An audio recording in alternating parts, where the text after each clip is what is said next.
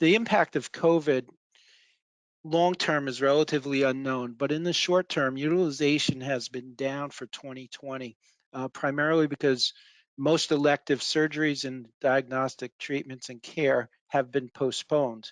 Um, that's good news and bad news. It does impact for a fully insured client. You should expect a large medical loss ratio reimbursement check back from the insurance carrier. However, the industry does expect utilization to increase by 10% next year for people catching up.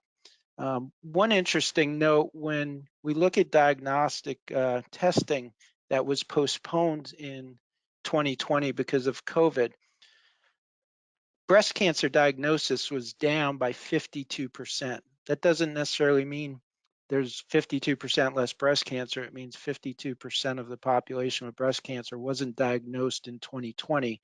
And that could have a long-term impact on the rate increases as those folks go out and get tested in 2021 and then begin delayed treatment.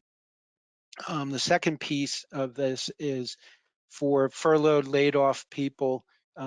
Really, the sickest of those long-term unemployed people are going to remain on your COBRA and drive up claims simply because they need the coverage. Analyst estimates are all over the place regarding what the long-term impact of COVID-19 is going to have on your premiums, both in the short term next year in 2021 and then long term.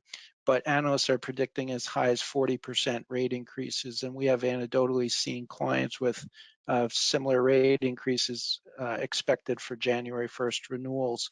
One of the positives coming out of COVID is that benefit technology has rapidly increased. Telemedicine, for example, has seen a significant advancement and a significant spike. It has been around for a couple of years, but utilization has been a little bit low. And this year we've seen that adopted by most employers and employees as a low-cost access to treatment. Second thing is, how did COVID impact the healthcare market, the healthcare providers?